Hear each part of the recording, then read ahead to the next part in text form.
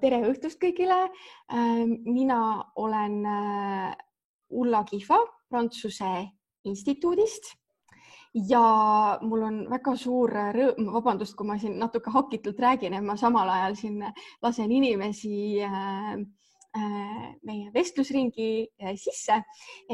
Olen Prantsuse instituudist ja mul on väga suur rõõm, et esiteks te tunnete veinikultuuri vastu huvi, et te olete meiega täna õhtul liitunud. Põhjus, miks me seda üritust korraldame ja just praegu on nimelt see, et homme ja reedel on Tallinnas siinsamas meil Eestis kohapeal toimumas maailma kokandusolümpia Euroopa eelvoor ehk siis Bocuse d'Ori eelvoor, mis on tõesti kokandusmaailma sündmuste tippude tipp. Ja kui me räägime gastronoomiast, siis loomulikult ei saa vaadata kõrvale ka veinimaailmast ja sellepärast me palusime Prantsuse instituudis Karl-Erik Laanetilt, et ta tuleks meile lähemalt rääkima Prantsuse võrratust veinimaailmast. Ja Karl räägib iseendast täpsemalt, aga lühidalt sissejuhatuseks nii palju, et tema on siis Eesti tudeng, kes õpib Prantsusmaal Bordeaux veinikultuuri, tootmist ja turundust.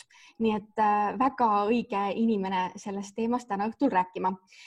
Praktilise külje pealt nii palju ka, et loomulikult teil on võimalik esitada küsimusi, et kui te näete, siis siin Zoomis on selline väike chati nupukene, et te sinna saate jooksvalt oma küsimusi kirjutada ja vastavalt sellele, kuidas konkreetne küsimus teemaga haakub või kuidas see Karl-Eerikule silma jääb, et siis ta vastab kas kohe jutu sees või pärast, kui ta on oma ettekande erinevatest Prantsuse regioonidest lõpetanud.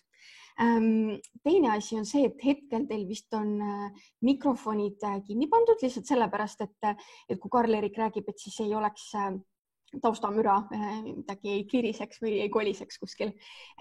Ja samuti, et kuna nii tore üritus on täna ja kahjuks paljud ka ei mahtunud siia Zoomi ära, sest et siin on limiidid peal, et kui palju saab selles vestluses osaleda, et siis me ka salvestame seda, et siis huvilised saavad seda ka tagantjärele loodetavasti vaadata, kui see salvestus kõik meil ilusti välja kukub ja mingeid tehnilisi probleeme ei teki. Aga nüüd annangi sõna Karl-Eerikule.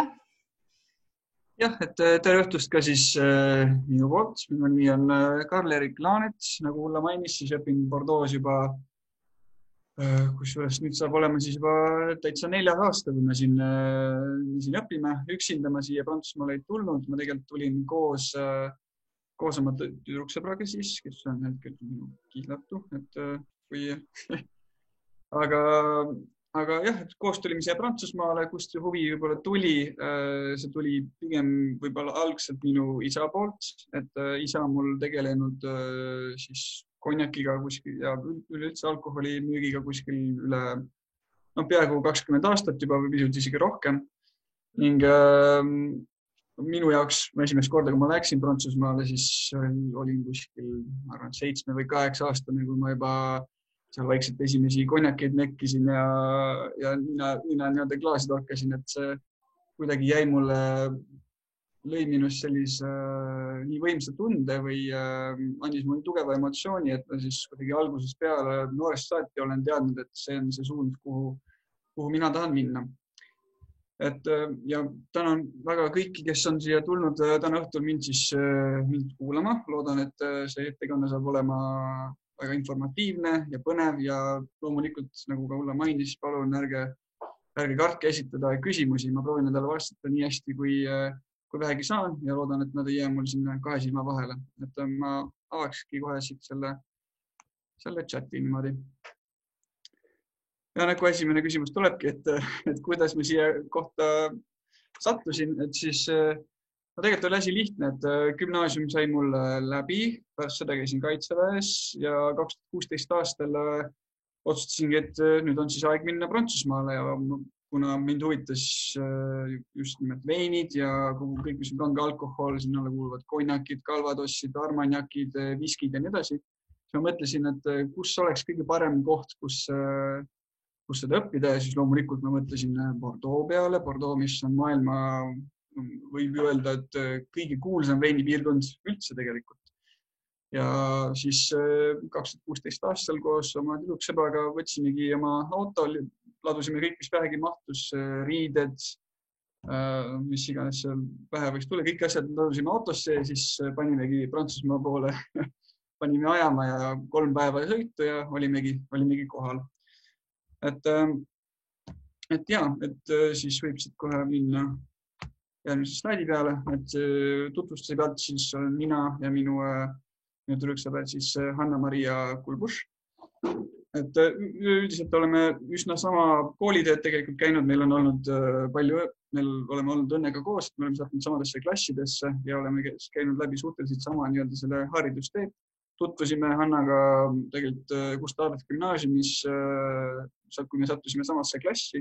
Põhjus selleks oli, et 2012-2013 ma käisin siis ÜFU programmiga, mis on siis õpilasvahetusprogramm Eestis tegutsev. Väga soovitan, kui teil on lapsi, kes on selles eas ja on huvitatud minema välismaale kätt proovima ja ennast kultuurist harima, et siis läbi selle programmi minna. Et see oli tõesti suurepärane kogemus, andis mulle väga tugevad baasid prantsuse keelde ja mis lubas meil ka siis palju hõlpsamini prantsuse koolisüsteemi saada. Et kõik meie õpingud on toimunud prantsuse keeles, et ei ole ühtegi kursust olnud, mis oleks inglise keeles.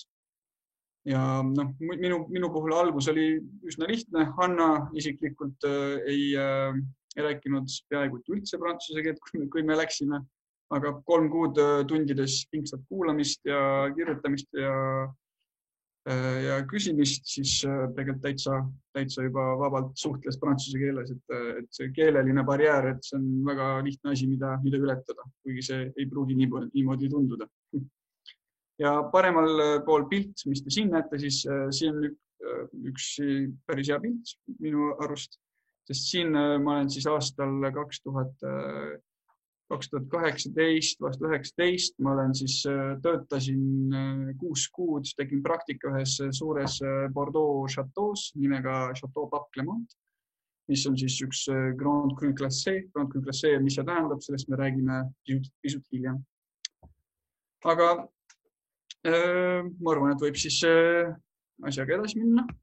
Et kõigepealt ma arvan, et põnev oleks teada, et tihtipeale mult küsitakse, et on olnud sõpru, kes ütlevad, et no nii, et sina, kes sa oled siis veini magistrant, et kui ma lähen poodi, supermarketisse, kuhu iganes, et kuidas ma siis tean, et mis asi on üks hea vein, kuidas ma tean, kuidas ma oskan valida head veini. Ja siin on üks meil näide on nagu ees, meil on ühe veini label või etikett. Siin on väga palju tähtsat informatsiooni, mille põhjal siis võib oma arvamusi teha, mida need informatsioonid tähendavad. Näiteks, kui me räägime apellatsioonist, nagu siin on näha, siis Blaye Côte Bordeaux, mis on Bordeaux paremal kaldal põhja pool näiteks. Ja seal paremal pool põhja poolt Bordeaux'st tulevad veinid, mis on enamus osas merlood.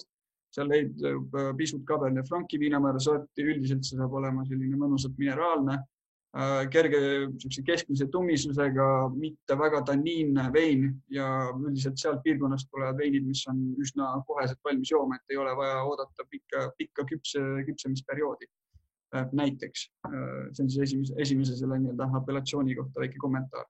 Siis on huvitav loomulikult aastakäik, mida me näeme siis siin 2015, mis Bordeaux näiteks oli suurepärane veiniaasta. Et kui 2015 aastakäiku näha mõne uhkema veini peal, siis võib isegi arvata, et see vein on liiga noor joomiseks. Et tihtipeale need veinid, sellised nagu suuremad, tähtsamad majad või sellised uhkemad veinid, vajavad väga suurt vananemisperioodi. Tihtipeale nad ise ka ütlevad koha peal, et see vein saab joomiskõlblikuks või küpseks alles 10 aasta pärast seda, kui ta pudelisse pandud. Et sellepärast ongi, et mõned veinid võivad tunduda sellised väga tanniinsed. Et kui me räägime tanniinidest, et tanniinid on sellised põnevad asjad, mis annavad siis just millest me räägime tanniinidest ainult punaste veinide puhul, valgete veinide puhul me tanniinidest ei räägi.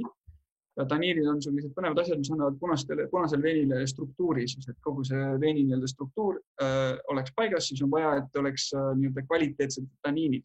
Need tanniinid võivad olla väga sellised, et kuidas öelda, et nad võivad olla väga, väga agressiivsed, nad võivad olla peaaegu puudulikud või siis sellised keskmised, nad võivad olla ka sellised siidised, väga sellised mõnusad, pehmed samamoodi. Ja see üldiselt oleneb ka pigem siis sellest, kui küps see vein ise on. Ja järgmiseks me näeme, meil on siin viinamäär sordid ka väga tähtis loomulikult see informatsioon, sellepärast, et viinamäär sortidest võib oleneda näiteks, et kui korraldame või te korraldate siis oma sõpradele mingisuguse mõnusa õhtusöögi või ükskõik millise eine, et siis tegelikult sinna kõrvale valida sobiv vein võib seda einet nagu väga võimsasti siis võib selle eine väga palju paremaks teha selle puhul, et siis kui see nii-öelda abielu toidu ja veini vahel on hästi õnnestunud, et siis annab nagu väga kõvasti nii-öelda sellele kogemusele kvaliteeti juurde. Et teadmiseks, et siis 3 erinevat viisi, kuidas me saame nii-öelda veini ja toitu sobitada. Me saame kas nii-öelda balansseerida või otsetõlkes balansseerida, aga et see oleks üsnagi sama level, et oleks näiteks magusus ja soolasus täpselt sama leveli peal, et nad nagu täiustaksid üksteist. Teiselt poolt võib jällegi olla, et kui on mingi väga magus vein, et siis sinna kõrva panna midagi, või magustoidu kõrvale näiteks, kui on magustoit, siis sinna kõrvale panna mingi magus vein, et see magusust veel nagu ülendada. Või siis samas täiesti vastupidi, et kui midagi väga magusat, et siis see kõrvale panna midagi väga soolast või pigem väga kibedat, et see on nagu, nende maitsetega on võimalik loomulikult mängida. Et see on ka nagu tähtis osa minu arvates sellest protsessist. Ja siin on meil märgitud siis 50% Sauvignon ja 50% Semillon. Teatavasti on need 2 viinamäära sorti siis need, mida Bordeaux kõige enam võib just puhata. Eriti just Sauvignon Blanc'i, mis annab siis väga tsitruselisi veine, millel on üldiselt selline väga mõnus kuivus, et väga sellised värskendavad veinid. Edasi me näeme siit, et meil on pudeldatud chateaus nii-öelda.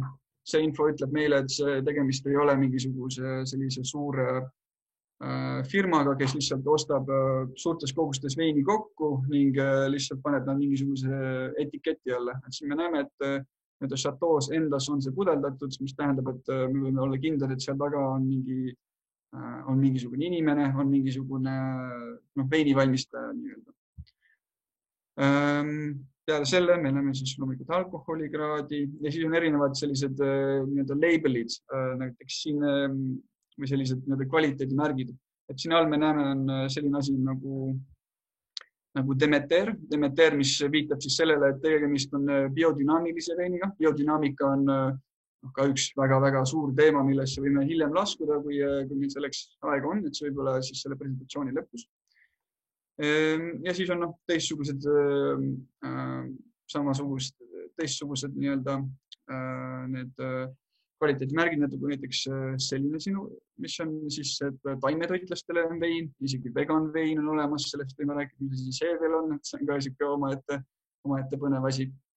Ja lisasin siia paar huvitavat infot ka, et Prantsusmaal kokku on siis umbes 300 erinevat AOC prantsuse keeles, mis on siis appellation d'origine contrôlée, mis tähendab, et sul on, et meil on siis selline designeeritud geograafiline ala, milles valmistatakse veini teatud põhjaliku reeglistiku järgi. Kui seda reeglistikku ei järgita, näiteks kui meil on Bordeaux ja Bordeaux supérieur, et Bordeaux puhul ei pea olema vaadis vananemist, aga kui me tahame Bordeaux supérieur oma veini etiketi peal kirjutada, siis peab olema miinimum 9 kuud vanandamist tamevaadis näiteks. Et sellised pisi detailid. Ja kui me räägime näiteks Margoost või Boyakist, siis need reeglid lähevad aina rangemaks. Jah, siis teine huvitav märk on siis IGP, Indication Géographique Protégée. See on põhimõtteliselt sama asi, mis AOC, aga võib-olla vähem prestiižne, vähem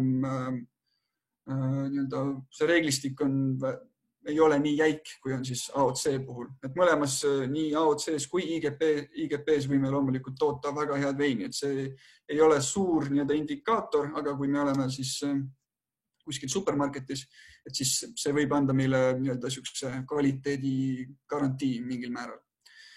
Ja siis siin on väike kirjaviga, aga siin on 50–60 miljonit siis hektoliitrit toodetakse Prantsusmaal üldse veini kokku ja teatavasti 1 hektoliiter on siis 100 liitrit. Ehk siis võite arvata, et on tegemist väga-väga suurte koguste veinidega. Maailma suurim veinitootja hetkeseisuga on Itaalia, tema järel on Prantsusmaa ja siis tuleb Hispaania. Nii, siis võime minna ja siis loomulikult on ka medalite puhul võimalik erinevaid asju siis selle veini kohta teada saada, aga medalite puhul võib olla natuke selline, võtta selline kass on hüppab siin. Et medalite puhul et medalid ei ole alati 100% usaldusväärsed, et see on ka selline info, mida peaks teadma tegelikult. Et on erinevad konkursid, erinevad suured konkursid, mis on kindlasti väga turvalised, aga mõned, mis on nagu, neid jaotatakse lihtsalt laiali. Nii, populaarsemad viinamarja sordid. Prantsusmaal registreeritud 200 viinamarja sorti umbkaudu ja neist mõned populaarsemad oleme siia kirja pannud.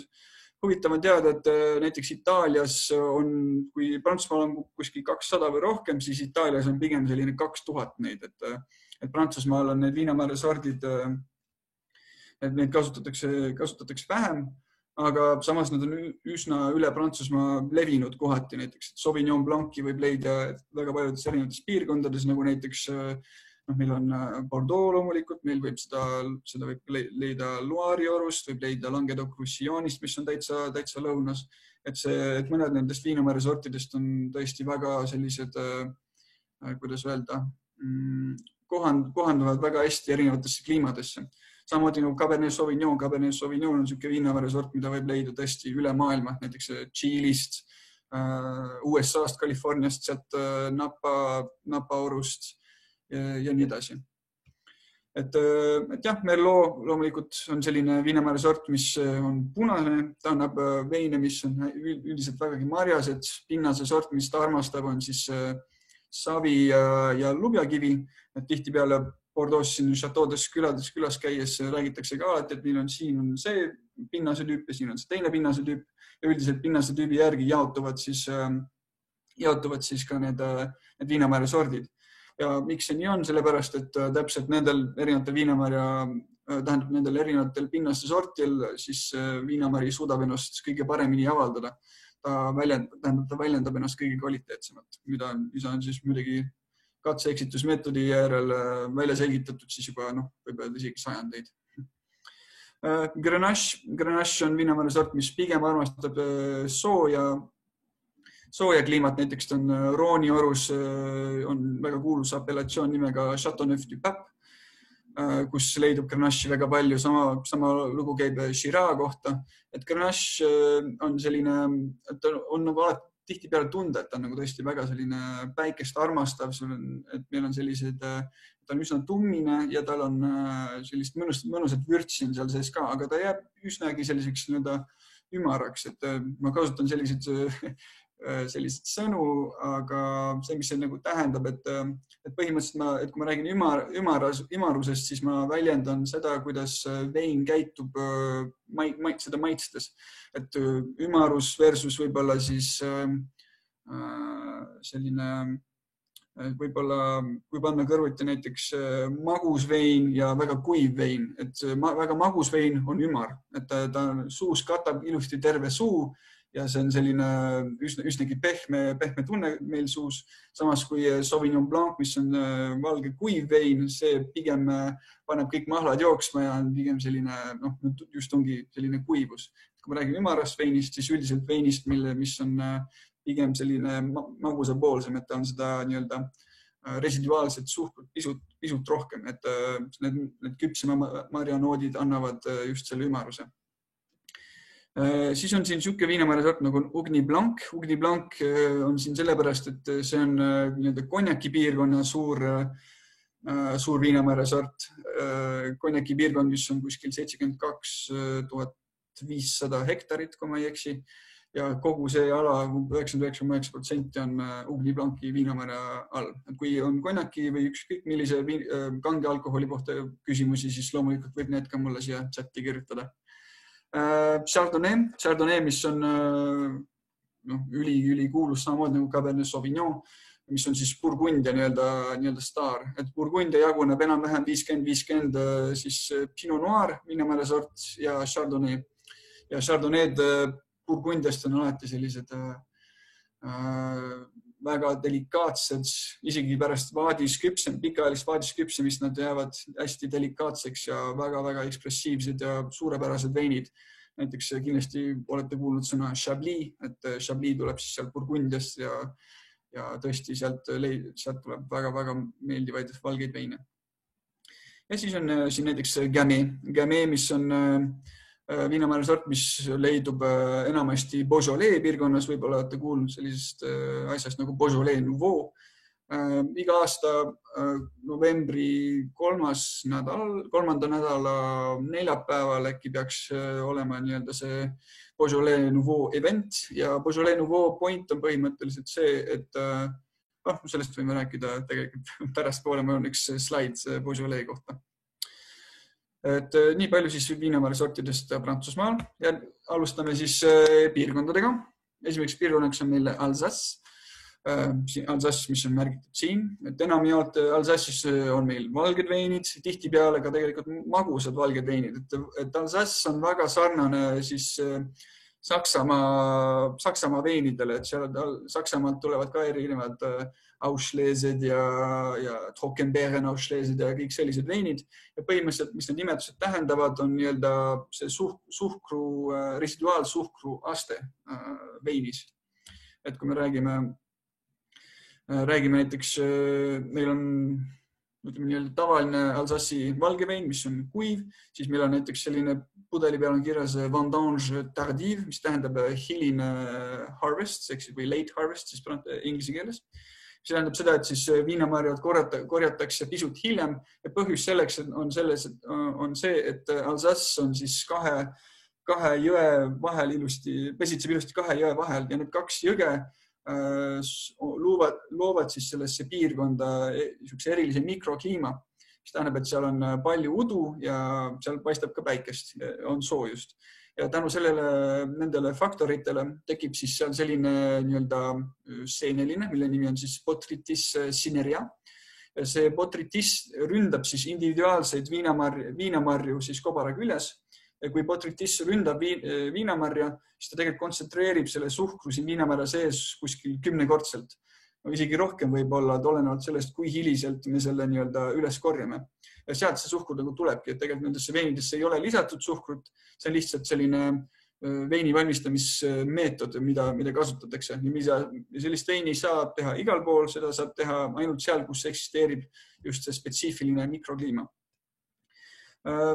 Alsace'is tehakse ka punast veini, see ei ole küll nii tuntud, aga sellegi poolest Alsace'i Pinot Noirid praegu on väga trendikad prantsuse sommelierde hulgas ja mulle endale ka väga need Alsace'i Pinot Noirid meeldivad, sest ma leian, et see kliima sobib see Pinot Noiril väga hästi ja ta suudab ennast väga hästi seal väljendada. Et muidugi Pinot Noiri kuningas on Burgundia, aga nagu kaardi pealt on näha, et siis need ei ole üksteisest tegelikult ju väga kaugel, et need kliimad on üsnagi sarnased kohati ja Alsace'ist võib tõesti leiduda väga häid Pinot Noire.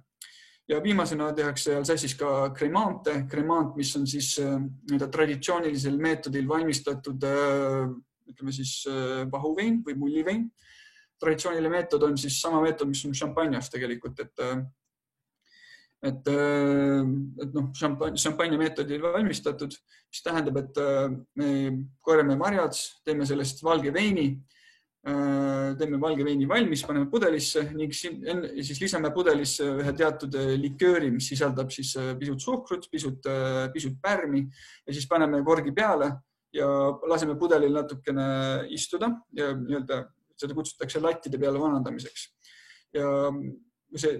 Ja see lattide peal vanandamine tegelikult, see, mis sellel ajal toimub, on siis nii-öelda prantsuse keeles öeldakse prise de mousse ehk siis nii-öelda vahu tekkimine. ehk siis need väiksed pärmikesed hakkavad ära sööma neid suhkruid, mis me sinna sisse panime ja siis tänu sellele tekib siis see mull, sellepärast et kui pärmid söövad suhkruid, siis tekib 3 asja, meil tekib alkohol, meil tekib CO2 ja meil tekib soojus või temperatuuri nii-öelda tõus.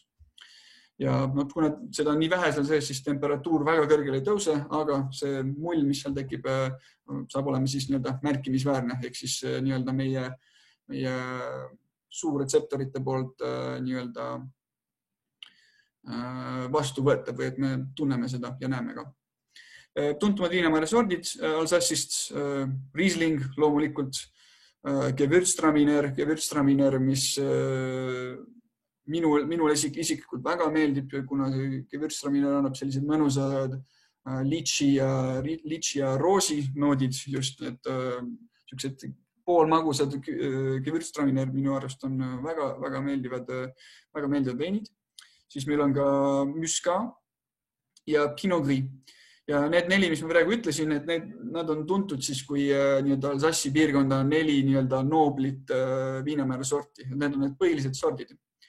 Et apellatsioonide suhtes nii palju, et kui meil on Alsace'is on 53 apellatsiooni, siis seal sees on 51 Grand Cru apellatsiooni ja siis 52 on, number 52 on siis lihtsalt Alsace ja 53 on siis Crema, Alsace'i Crema. Et see on siis see, kuidas Alsace'is see asi välja näeb. Edasi minnes meil järgmine piirkond oleks Beaujolais, mis on hetkel üks minu enda suurimaid lemmikuid alasid, regioone üldse Prantsusmaal huvitav kombel. Enamasti sellepärast, et Beaujolais on toimunud hetkel selline suur revolutsioon, et seal leidub väga palju selliseid biodünaamilisi ja nii-öelda naturaalveine, mis on siis kõige suurem või kõige viimane selline tendents, mida on siis olnud näha üle kogu Bordeaux ja üleüldse veinimaailmas. Naturaalvein tähendab seda, et põhimõtteliselt sinna lisatakse väga vähe sulfiite ja et need veinid on üldiselt peaaegu täielikult ilma erinevate nii-öelda intrantideta. Intrandid ehk siis sellised önoloogilised või nii-öelda veiniteaduslikud nii-öelda produktid või tooted, et teatavasti saab, ütleme nii, et veini saab nii-öelda ka timmida, et kui tuleb halb vein, et siis mõndades piirkondades ei ole mitte ühtegi probleemi, et lisada sinna juurde igasuguseid erinevaid asju, et värv oleks vähe punasem ja et värv oleks ka helkivam, et oleks mingi teatud maitsed, mis seal välja lööksid. Näiteks kui Beaujolais Nouveau puhul, siis, millest ma lubasin ka rääkida, Beaujolais Nouveau puhul siis see vein, põhimõtteliselt kuidas see vein sündis, oli niimoodi, et kõrval asub nii-öelda Lyoni linn ja Lyoni linnas oli väga palju erinevaid nii-öelda töömehi, ükskõik mis ala. Ja siis neil oli vaja kogu aeg loomulikult veini juua. Ja siis kuidas selle probleemi lähendati, oli vaja kiiresti palju veini valmistada ja siis Beaujolais'st, mis oli seal Lyoni kõrval kohe, nad tegidki, et nii kui nii-öelda harvest või need viinamarjad üles võeti, siis mindi nii kiiresti kui võimalik, et see vein saaks pudelisse ja oleks valmis. Ja sealt tekkiski nii-öelda see Beaujolais Nouveau. Ja selle käigus nad lisavad ka sinna tihtipeale erinevaid pärme, erinevaid siis nii-öelda veiniteaduslikke pärme, et tihtipeale sellepärast võibki leida Beaujolais Nouveau's siis sellised noote nagu maasikas, maasikakomm pigem ja banaan ja nii edasi. Et need noodid tulevad pigem siis sealt sellest, et neil on lisatud seda teatud tüüpi pärmi. Ja need veinid on sellised, kuidas öelda, sellised ongi pidustuste veinid, et need on väga lihtne juua, need ei maksa väga palju ja see on selline suur pidu. Ja huvitav info siis Beaujolais veini kohta on see, et kuskil 50% sellest Beaujolais Nouveau'st läheb Jaapanisse. Kui jaapanlased on väga suured Beaujolais Nouveau fännid ja on isegi piltu sellest, kuidas jaapanlased lasevad suured nii-öelda õue välisbasseinid, lasevad seda veini täis ja siis suplevad seal sees, et see on natukene teine selline lähenemine seal juba. Aga jah, Beaujolais 97% punane ja roosa vein, enamasti on see Gamay, võib-olla vahel leidub natukene Pinot Noiri ja valge vein ei ole selle piirkonna nii-öelda suurim selline, valget veini leidub seal väga vähe. Beaujolais piirkonnas on 12 erinevat nii-öelda AOC-d, millest on 10 erinevat nii-öelda crüüd. Crüü on selline sõna, mis tähendab, otsetõlkes tähendab kasv või siis võib-olla kasvupiirkonnad. Kui me ütleme grand cru, siis on nagu suursugune kasv põhimõtteliselt otsetõlkes. Aga põhimõtteliselt see viitab sellele terroiri või siis selle nii-öelda maatüki kvaliteedile. Et terroir on ka selline huvitav mõiste. Terroir tähendab siis põhimõtteliselt interaktsiooni 4 erineva elemendi vahel. Meil on siis pinnas, kliima ja siis see, kuidas nii-öelda pinnas, kliima, viinamari ja siis nii-öelda inim selline sekkumine. Et need 4 erinevat elementi teevad siis kokku selline sõna terroir. Ja terroir on selline mõiste, mille põhjal siis peaks olema võimalik, kui terroiri nagu austatakse, peaks olema võimalik siis pimesi öelda, kust mingisugune vein pärit on. Et seal on sellised teatud spetsiifilised konkreetsed noodid, mis on olemas, mis viitavad, et see vein on pärit sealt. Ja 10 erinevat crüüd Beaujolais'st.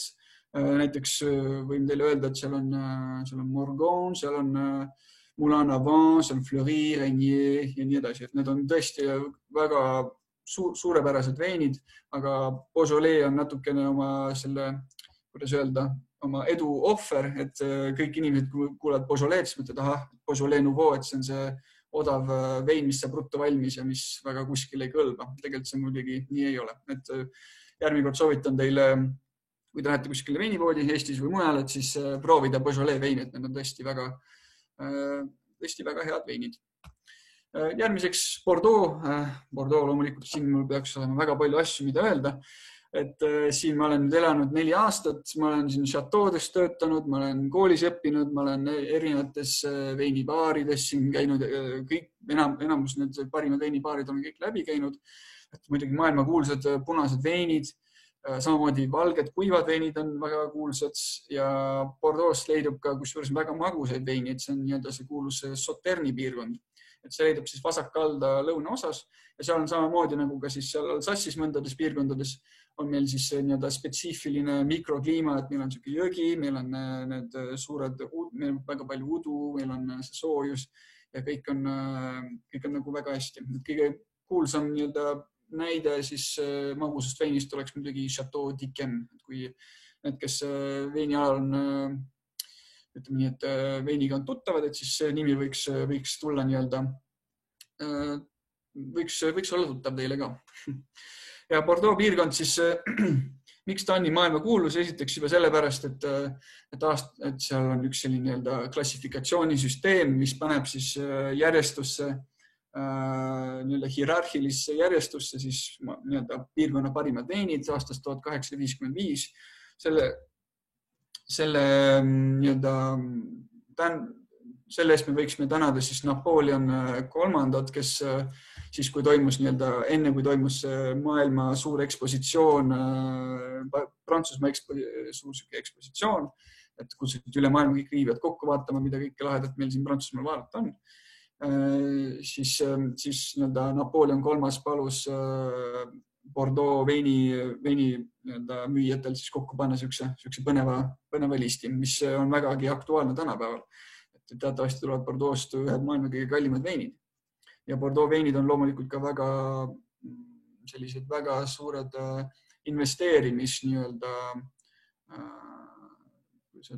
investeerimistooted, et nendesse investeeritakse järjest rohkem, sest siin iga aasta aprilli alguses toimub siis selline on-primeur event või selline üritus, mis tähendab, et maitstakse mitte valmis veini, kutsutakse kokku üle maailma kõik kriitikud, partnerid, tehakse suured pidustused, suured sellised õhtusöögid ja nii edasi. Ja siis maitstakse seda veini, mis on, ütleme nii, et kui vein peaks kõige kõrgema klassi Bordeaux veinid peaksid kuskil 18 kuud, on tihti peale 18 kuud tammevaatides küpsenud, siis kuskil 5 kuud, pärast 5 kuud küpsemist kutsutakse siis kõik seda veini maitsma. Et olen maitsnud seda veini, see ei ole ei ole väga selline, ma ei tea, kuidas öelda, kõige meeldivam kogemus, et ta on nagu väga selline taniinirohke, tõesti sihuke roheline, et me nagu tunneme, et see vein ei ole küps, aga vaadata, missuguseid huvitavaid kommentaare inimesed ja kriitikud suudavad sealt välja võluda, et siis see on päris imetlusväärne. Ja Bordeaux jaguneb siis peamiselt vasakuks ja paremaks kaldaks.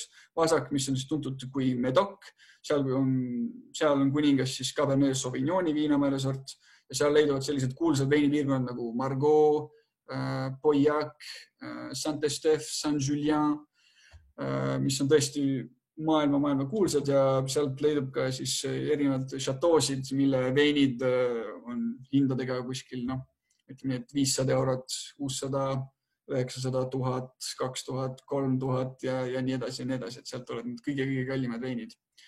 Ja siis on vasakkaldal lõuna pool on siis ka üks teine piirkond, mille nimi on Grave, mis Grave viitab siis sõnale gravels, inglise keeles, siis peaks olema selline killustik ehk eesti keeles, ma arvan. Ja sealt leidub ka siis loomulikult väga võimsaid ja toredaid veine. Seal on üldiselt Merlot ja Cabernet Sauvignon 50-50 enam-vähem. Et kui vasakkallas on Cabernet Sauvignon enamus, siis Pessac ja Grave on 50-50. Ja siis lõpuks on parem kallas, mis on siis Saint-Emilion. Saint-Emilion peaks ka olema tõesti üks veini mekasid, et kui olete huvitatud tegema reise Prantsusmaale siia Bordeaux piirkonda, siis Saint-Emilion on kindlasti üks koht, kuhu te peaksite minema. See on tõesti väga armas külake, UNESCO külake ja seal on tõesti meeletu hulk veinipoode, seal on meeletu hulk šatoosid, et see on väike külake, seal hooaja väliselt elab seal, ma arvan, mingi 8 inimest. Samas iga aasta, välja arvatud siis see aasta loomulikult selle väikse situatsiooni pärast, mis meil selle koroonaga on, aga muidu käib sealt läbi kuskil 10 miljonit turisti sellest pisikesest külast. See on tõesti väga päris märkimisväärne minu arvates. Ja parem kaldal siis enamus osas leiame sealt Merlot, aga see viinamäärasort, mis ennast seal tõesti minu jaoks kõige paremini väljendab, on siis Cabernet Franc viinamäärasort. Et siis me näemegi, et Cabernet Sauvignon, Merlot, Semillon on see viinamäärasort, mis on siis magusate veinide kuningas, et tema siis Bordeaux. Et tema tõesti väga soosib selle nii-öelda botrytisi või selle teatud seene nii-öelda teket marja peale, et tekiks magusus, et tema väga soosib seda. Ja siis on Sauvignon Blanc, et Sauvignon Blanc on loomulikult Entre deux Mers, näiteks Entre deux Mers on see, kust leiab enamus Bordeaux sellist nii-öelda lihtsalt valget veini. Minnes edasi, et tundub, et küsimusi ei ole vahepeal tekkinud. Muidugi loomulikult, kui midagi jääb mitte selgeks või tuleb mingisugune selline küsimus, siis loomulikult võite küsida, et loomulikult ma hoian seda chati siin all lahti, nagu näete. Aga järgmiseks piirkonnaks on meil siis Bourgogne, nagu öeldakse prantsuskeelpäraselt. Et Bourgondiast tulevad siis minu jaoks ühed kõige nooblimad, kõige uhkemad siis veinid üldse kogu Prantsusmaal. Tihtipeale, et sommelied isegi ei aja taga neid Bordeaux'id niivõrd, kui nad ajavad taga neid Bourgondia veine. Bourgondiast tulevad ka Prantsusmaa kõige kallimad veinid. Et meil on näiteks Bourgondias on Bourgondia põhja pool on üks väike piirkond, väike AOC, mille nimi on Romanée-Conti, mille suuruseks on 1,64 hektarit. Veinimaja, mis on kuskil aastast 2000 olnud vist ka biodünaamiline ja näiteks 2005 tuli neil kuigi nende 2005 läks pudelisse, siis selle hinnaks nad ei hakanud isegi midagi muud mõtlema, et selle hinnaks läks kohe 20 000 eurot pudel. Et anda teile siis võib-olla selline visioon, et kui kõrgele veini hinnad võivad minna. Ja Domaine de la Romanée-Conti on ka see vein, mis on igal pool oksjonitel siis suur staar, et alati just oli minu arust, et mingi kast Romanée-Conti müüdi peaaegu, et kuskil 500 000 või isegi 1 000 000 eurot. Üks kast veini aastast kuskil 40 midagi. Ja, ja just, et kui me räägime Bordeaux, räägime just nii-öelda šatoodest. Bordeaux on just need šatood, millel on siis see klassifikatsioon ja šatood, mis on saanud selle kuulsuse, siis Burgundias on vastupidi. Burgundias me räägime alati pinnasest. Burgundias on just need teatud väiksed pinnased, mis on nii-öelda, mis on selle klassifikatsiooni saanud. Et tihtipeale meil võib olla sellise nii-öelda künka peal võib olla meil mitu erinevat nii-öelda apellatsiooni, et kuskil siin üleval on näiteks ütleme mingi Premier Cru ja siis siin, kus on see kõige magusam osa, siin on meil Grand Cru ja siis edasi tuleb niisama tavalised Burgundia apellatsioonid. Ja Burgundia apellatsioonid tihtipeale toimivad siis erinevate külade nimetuse järgi. Ja nagu enne mainisin, siis Burgundia on 50-50 suhteliselt Pinot Noir ja Chardonnay. Chardonnay'd ei tehta mitte ainult Chablis piirkonnas, vaid ka no nii, väga hea, nüüd tulid küsimused. Apellatsioon, nagu enne mainisin, on, et kui minna siin tagasi paar slaidi korraks, et apellatsioon on, nagu näha, on siis siin AOC pudeli peal märgitud. Apellatsioon põhimõtteliselt tähendab siis designeeritud nii-öelda geograafilist piirkonda, millele on nii-öelda sätestatud siis selline väga jäik reeglistik, väga jäik veini valmistamisreeglistik. Tähendab, et kui sa võtad, näed, et sul on see nii-öelda nimi kirjutatud, näiteks Blai Côte de Bordeaux on kirjutatud sulle pudeli peale, siis sa võid kindel olla, et miinimum on see vein valmistatud nende teatud meetodite järgi. Näiteks kui enne rääkisime Bordeaux Superiorist, et siis võib olla kindel, et Bordeaux Superioris on vähemalt miinimum 9 kuud vanandamist tammevaadis. Et põhimõtteliselt apellatsiooni järgi on võimalik selliseid infosid või sellist informatsiooni siis kätte saada. Lemmikvein, selle kohta võib-olla räägime pisut hiljem, kui sobib. Nii, Burgundia kohta, jah, ma arvan, et käisime üle need kõige tähtsamad asjad sellest, kui teil tekib rohkem selliseid süvitsi küsimusi Burgundia kohta, sest ma tean, et see on väga-väga imeline piirkond ja seal võib küsimusi tekkida, siis loomulikult võite need küsimused kirja panna ja siis esituse lõpus ma neile vastan. Nii, järgmiseks Champagne. Champagne loomulikult, see on selline nimi, mis ei vaja sissejuhatust, et kõik teavad, mis on Champagne, see imeline vahuvein sealt Champagne piirkonnast. Võib-olla üks asi, mille kohe paneks paika, on see, et Champagne on samamoodi selline nimetus, nagu on, ütleme, kas siis ka Blai Côte de Bordeaux või siis konjak, et Champagne't ei saa valmistada Champagne piirkonnast väljapool. Kui see on väljaspool Champagne piirkonna valmistatud, siis see nimi Champagne ei tohi pudelil olla. Väikse anekdoodina võib öelda ka, et ilmselt poes olete märganud Sovetskoje šampanskoje jooki, et see loomulikult Champagne'ga seal mitte mingisugust pistmist ei ole nii-öelda kvaliteedi suhtes. Aga minu mäletamist mööda oli üks teatud nii-öelda sõda või teatud selline, kuidas öelda, teatud konflikt siis Prantsusmaa ja Venemaa vahel või siis oli see just selline koostöö, mille tulemusena siis Prantsusmaa lubas kasutada Venemaal siis sõnu, nii-öelda neid tähtsad sõnu, mis on siis konjak ehk siis Venemaal konjak ja šampanskoja ehk siis šampanja. Aga nagu väike see nii-öelda vahe on selles, et nad võivad seda kirjutada ainult siis oma selle tähestikuga, et nad ei tohi seda kirjutada nii-öelda prantsuse päraselt. Ja šampanja puhul võib öelda ka seda, et tihtipeale, kui me näeme nii-öelda tavalisi vahuveine, siis on kirjas, et valmistatud šampanja meetodil. See on selline asi või kuidas öelda, ütlus, mille vastu siis šampanja inimesed hetkel väga võitlevad. Et põhimõtteliselt on see traditsiooniline meetod, peaks olema selle kohta, siis peaks ütlema selle kohta. Peale traditsioonilise meetodi on võimalik kasutada ka nii-öelda ühte teist meetodit, milleks prantsuse keeles on metoode ancestral, ehk siis nii-öelda, kuidas öelda,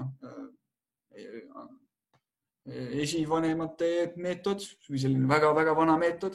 Ja see vahe tekib selles, et kui selle traditsioonilise meetodi puhul me lisame selle pärmi ja suhkru hiljem pärast kääritamisi sinna pudelisse ja siis seal pudelis tekib see mull, siis selle vanema meetodi puhul me külmutame selle veini ära, et käärimisprotsess peatuks paneme korgi peale ja siis hiljem, kui see üles soojeneb, ta käärib pudelis vaikselt edasi. Et see on nagu see väike nii-öelda nüansi vahe, mis nende kahe meetodi vahel tekib siis. Et võin sellest pisut pikemalt rääkida hiljem, kui on huvi. Nii, šampanja võib olla valge või roosa. Huvitav on ka see, et enamus šampanjat on valmistatud tegelikult punastest viinamarjadest, sest et Pinot Noir ja Pinot Meunier on mõlemad punased viinamarjad ja Chardonnay loomulikult on valge. Ja tihtipeale on punast šampanjat loomulikult ei eksisteeri või eksisteerib, aga see on nagu pisut selline kiiksuga asi, mida võib leida, aga suur osa saab olema siiski valge või siis roosa. Ja kuidas šampanja on valge, on see, et kui need marjad üles korjatakse, nad pannakse otse pressi. Kui neid pressitakse, siis neil ei anta kontakti nii-öelda nende viinamarja kestadega. Ja samamoodi nagu punase veini puhul, kas või Bordeaux, see, kus punane vein saab oma värvi, on tegelikult nii-öelda leotuse käigus koos kestadega. Need kestad on need, mis annavad nii-öelda need antosianid. Ei tea, mis eesti keeles on kahjuks, aga need viinamarja kestad on need, mis annavad siis veinile tema värvuse. Ja need annavad loomulikult ka erinevaid maitsenüansse ja nii edasi ja nii edasi. Valge veini puhul me kestadega üldiselt ei vananda või kestade peal leotust ei tee, välja arvatud siis viimase aja ka üks trendidest, milleks on siis orange vein, et kui võib-olla selle kohta olete kuulnud, et orange veini puhul siis on tegemist olnud valgete veinidega, mida on kestade peale leotatud.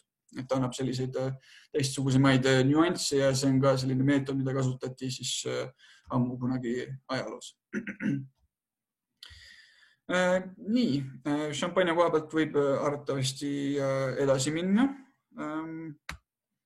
Järgmiseks on siis meil Rooni piirkond, Rooni org, võib isegi öelda Rooni org jaguneb peamiselt kaheks erinevaks piirkonnaks, meil on prantsuse keeles öeldud Rhône septentrional ja Rhône meridional. Põhja poolt leiame sellised võimsad apellatsioonid nagu Côte-Rôtie, Cornas, Condrieu ja Gros-Hermitage. Seal leiame väga palju siis Syrah ja Grenache on need viinamarjasordid, mida leidub Rhônis tõesti väga-väga palju. Condrieu on näiteks selline, mis on peaaegu 100% valge, minu arust isegi on 100% valge ja see on tehtud Viognier viinamäärasordist.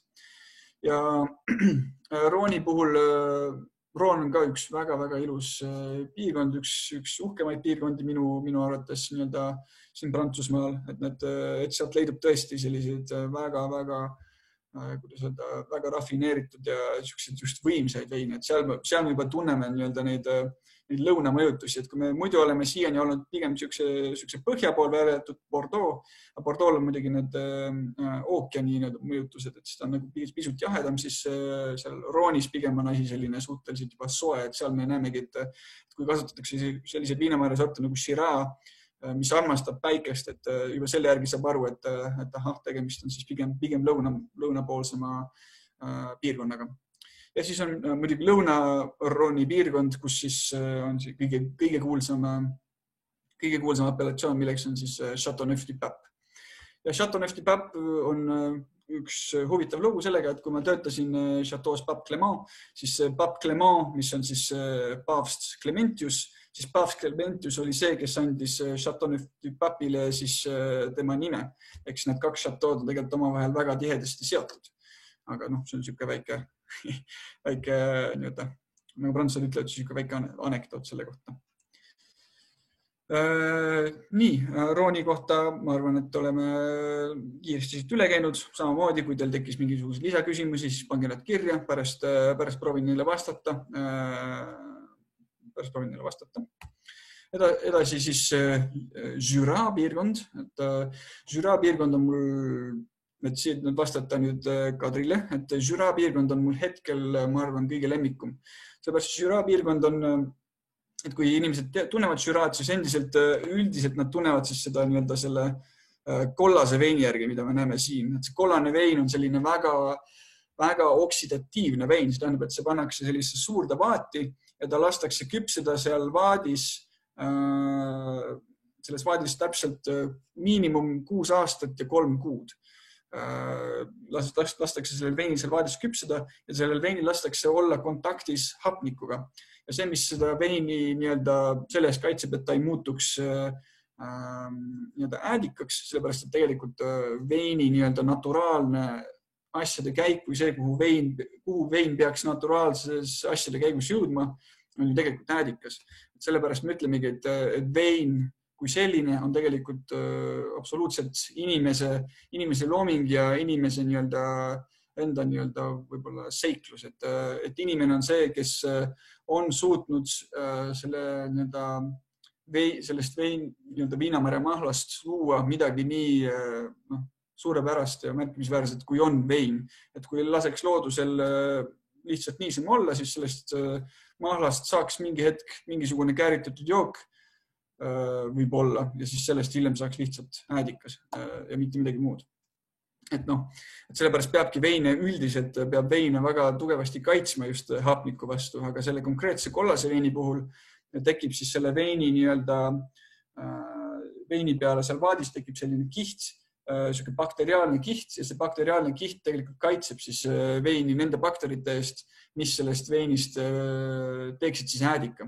Et sellepärast ongi tegemist sellise väga uhke tootega minu arvates, väga omanäolisega tootega.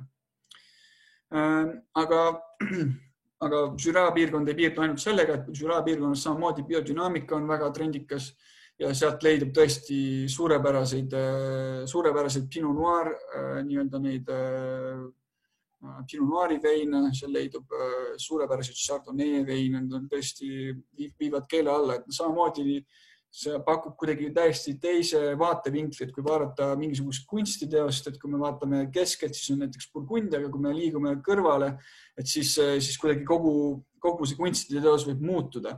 Ja see on samamoodi, et see on nagu erinev, annab meile niisuguse erineva aspekti või erineva just vaatevinkli nendele viinamarja sortidele. Ja mulle kui veiniarmastajale see pakub väga suurt rõõmu, kui ma saan kogeda midagi uut ja nii põnevat tegelikult.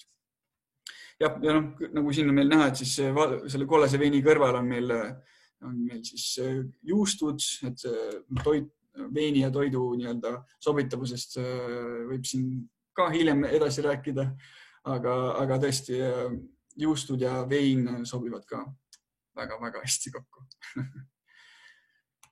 Nii, lähme edasi. Järgmiseks on Languedoc-Roussillon, mis on Prantsusmaa kõige suurem piirkond nii-öelda hektarite poolest, kõige suurem piirkond hektarite poolest, mis kuuluvad AOC ehk siis selle apellatsiooni alla on Bordeaux, et seal on 111 000 hektarit, mis on siis apellatsiooniga kaitstud nii-öelda pinnaste all. Aga samas Languedoc-Roussillon'is leiab palju rohkem selle teist, mis oli siis IGP või isegi võib pudeli peal näha VDF, mis tähendab siis Vin de France, ehk siis Prantsusmaa vein, et see on nagu täiesti ei lähe mitte mingisuguse reeglistiku järgi, mis võib olla kuidas öelda, et see võib olla halb märk. Samas on väga palju selliseid tõusvaid staare veinimaailmas, kes just ütlevadki, et see reeglistik on liiga jäik ja see ei luba neil ennast nagu täielikult väljendada loomingulises mõttes oma veinidega. Näiteks tihtipeale, kui Bordeaux kasutada näiteks viinamarja sorti, mis ei ole autoriseeritud, siis Bordeaux sündikaadi poolt näiteks kasutada Shiraz viinamarja sorti Bordeaux, siis ei ole võimalik kasutada apellatsiooni Bordeaux, siis peab panema Vin de France näiteks. See on üks näide, kuigi kui tänavu on meil see globaalne soojenemine edasi, siis Shiraz tegelikult saab täitsa juba hakkama Bordeaux pinnastel. Nii, ja siis meil on vahuvein on Blanquette de Limoux, mis on üsna kuulus selle poolest, et ta ei kasuta üldiselt seda traditsioonilist meetodit, et saada oma mull, vaid just seda metood ancestral, seda vanemat meetodit. Et see on see, kuidas ta teistest erineb. Ja viinamarja sortide erinevuse poolest selles suhtes, et Ivi Proos on meilt küsimuse küsinud. Põhiline Jura piirkonna veinide maaletooja See on väga hea küsimus. Minu teada ise, mu isa tegeleb muidugi konjakiga, aga ta samas toob ka erinevaid veine Prantsusmaalt ja vanast maailmast, Itaaliast ja Hispaaniast toob samamoodi maale. Aga Jura veine tegelikult leiab üsnagi vähe. Pigem leiab seda kollast veini rohkem kui siis neid Pinot Noire ja neid Chardonnaysid. Aga kui ma üks päev siis Eestisse tagasi kolin, mis meil on siin nüüd plaanis kuskil umbes jõuludeks, et siis plaanin hakata selle asjaga tegelema, et saada kõik need imelised Jura veinid siis ka Eestisse. Ja nagu näha, siis siin Languedoc-Roussillon'is on väga suur arv erinevaid viinamarja sorte, mis siin leiduvad, kuna see piirkond on tõesti nii suur ja siis loomulikult leidub seal erinevaid pinnase tüüpe, erinevaid inimesi, kes proovivad erinevaid asju ja nii edasi. Ja sellepärast me leiamegi sellise suure varietee erinevaid viinamarja sorte. Aga nagu näha, isegi siin on olemas Chardonnay, siin on olemas Cabernet Sauvignon, loomulikult, millele meeldivad soojad ilmad ja ka Grenache on meil siin olemas.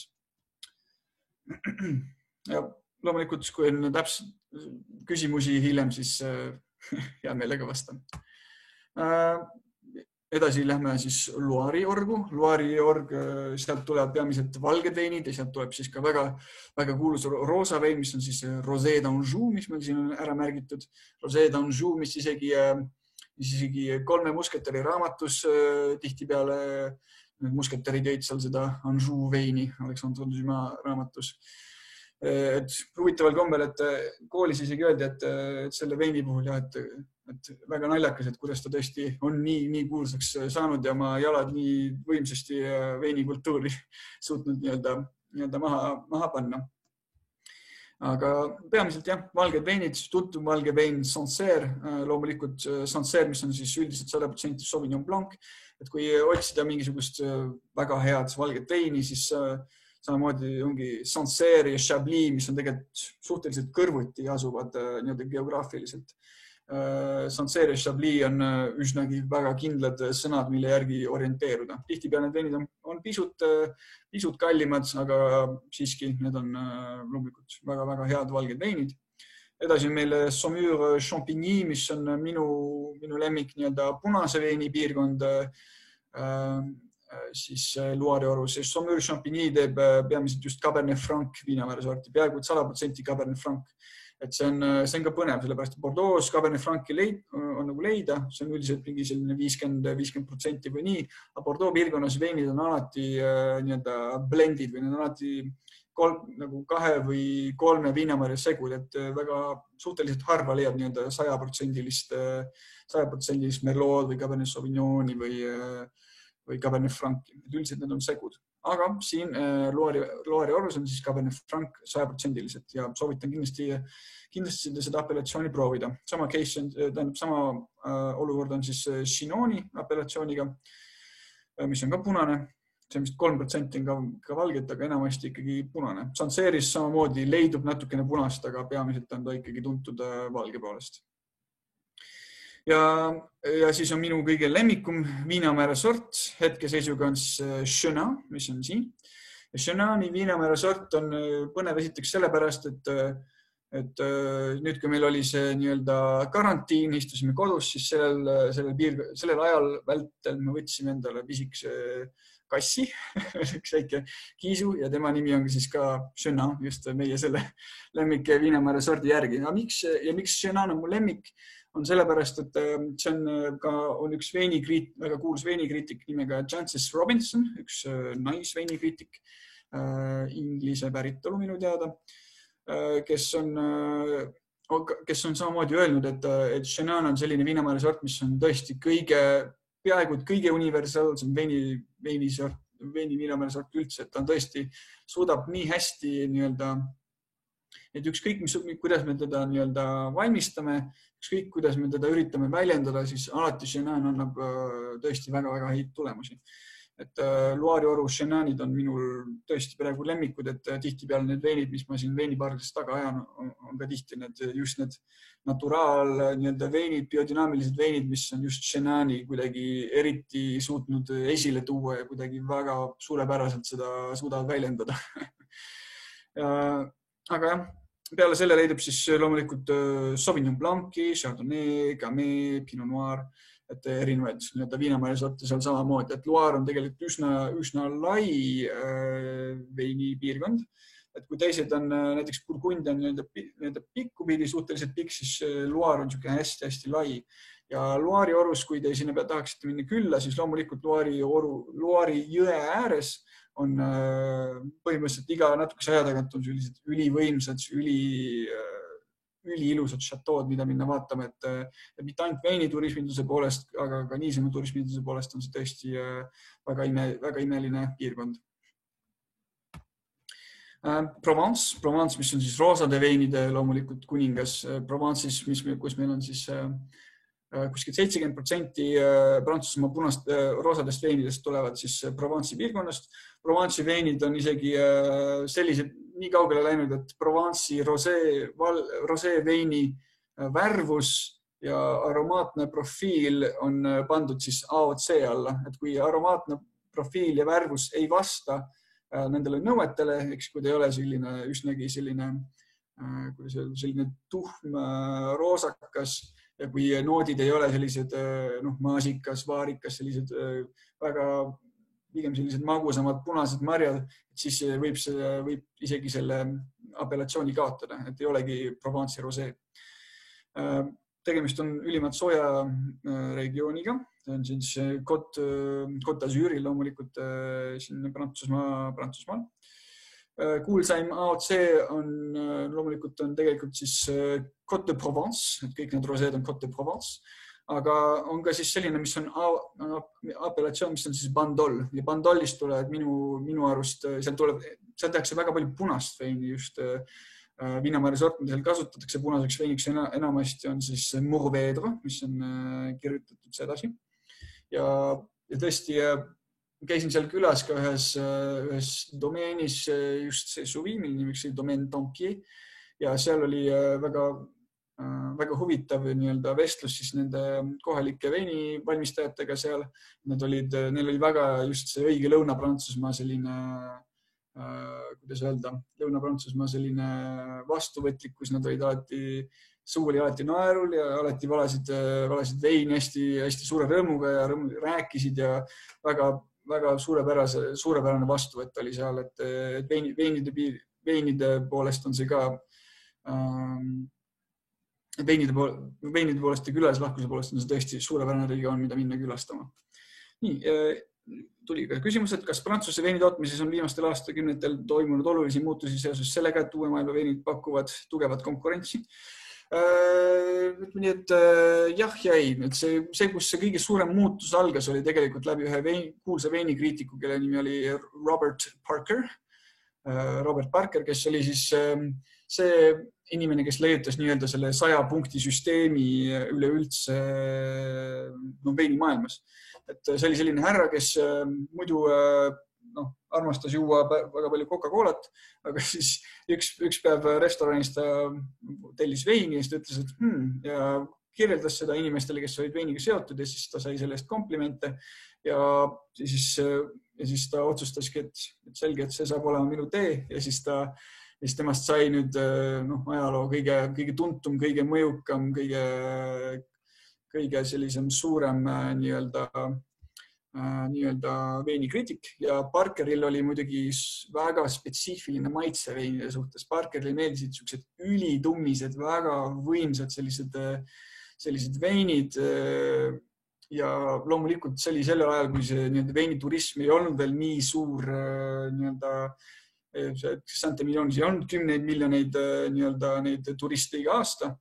Ja siis loomulikult, kui need sellised veinid olid need veinid, mis Parkerile meeldisid, siis hakkasid usakas, USA piirkonna turistid hakkasid suurtes hordides voorima Prantsusmaale ja kui need siia Prantsusmaale jõudsid ja avastasid, et enamuses veine ei ole tegelikult sellised, pigem Prantsusmaa või Bordeaux siis tegi selliseid veine, mis on tegelikult pigem sellised Nad mängivad nii-öelda rohkem nii-öelda nagu detailide peal, nad on pigem sellised peened veinid esialgselt, et 12,5 oli see alkoholi, 12,5, 13 oli selline alkoholi keskmine kraad, et sellist võimsat, tugevat veini tavaliselt siin ei valmistatud. Aga kui Parker nii-öelda sellega siis välja tuli, et siis loomulikult see muutus väga-väga suuresti. Ja loomulikult uue maailma veinid pakuvad suurt konkurentsi, aga huvitav on teada ka seda, et uue maailma veinid versus vana maailma veinid, et need on tegelikult, et kui me vaatame näiteks seadustikku ja kui vaatame nii-öelda neid, kuidas öelda, seda reeglistikku, et siis seal on ikka väga suured sellised erinevused, mis võivad väga tugevasti nii-öelda mõjutada joogi kvaliteet. Näiteks uues maailmas ei ole mitte mingit probleemi sellega, et sa võid nii-öelda kasutada irrigatsiooni või nagu kasutada vett, et kasta oma viinamarju. Et selline asi näiteks Prantsusmaal on rangelt keelatud. Välja arvatud siis, kui on nagu väga-väga suured mingisugused soojusperioodid, kus on 40 pluss kraad ja nii edasi, siis võib natukene viinamarjadele vett anda, et nad ikkagi ellu jääks.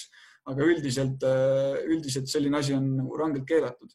Ja kuna nad nii palju vett saavad kasutada ja kui neil on nii nii soe kliima seal, siis sealt tulevadki tihti peale sellised väga-väga tugevad võimsad punased, mis siis loomulikult meeldivad ameeriklastele. Ja kuna ja näiteks Argentiinas on ka selline fakt, et Argentiinas neil on 2 korjet aastas, samas kui Prantsusmaal ainult üks, mis toimub punaste marjade puhul kuskil septembri lõpupoole, enam-vähem oktoobri alguses. Aga Argentiinas toimub 2 korjet, et kuna siis seal on selline nii-öelda vastav siis selline kliima. Et kui me räägime käsimüügiveinidest, mis leiduvad supermarketites, siis loomulikult uue maailma veinid on tegelikult väga-väga tugevad konkurendid Prantsusmaa veinidele, sellepärast, et esiteks sellepärast Prantsusmaal tööjõud on palju kallim, mis tähendab, et veini hind tõuseb ja kui sa tahad, et sul oleks Bordeaux veini peal kirjas, siis see ka tõstab hinda ja nii edasi. Samas kui Tšiilides ja USA-des ja sellistes kohtades sellised asjad ei ole nii rangelt kontrollitud, nii et see on prantslastele palju raskem. Tegelikult isegi Prantsusmaa ja Hispaania vahel on see juba väga keeruline.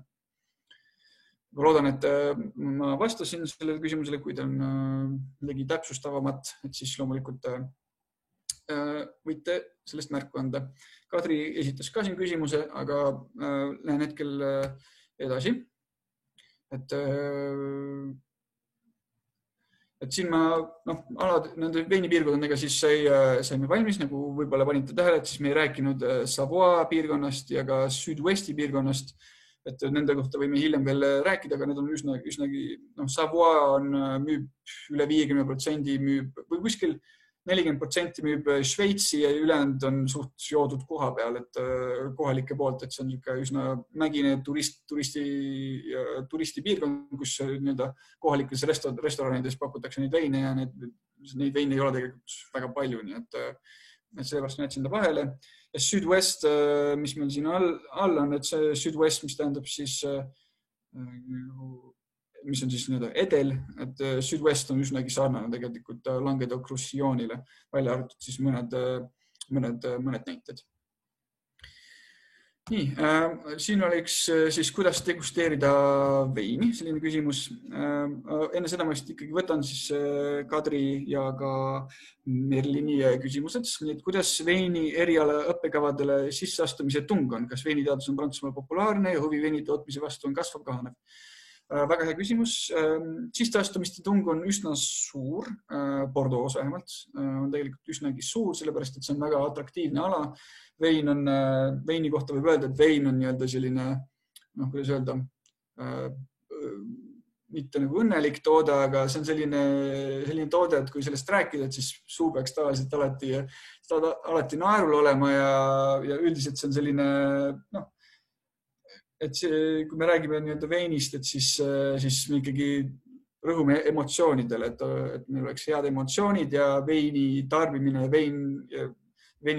on muidugi ka omaette emotsioon, et kui me veini näiteks nuusutame, siis sealt ju ka me saame erinevaid aroome need aroomid viivad meid siis mõistusest tagasi mingite hetkede juurde, kus me võib-olla või meenutavad mingisuguseid huvitavaid aroome, mis me kunagi tundnud oleme, et see väike nii-öelda veini nuusutamine võib meid tõesti viia kuskile lapsepõlve mälestusse tagasi.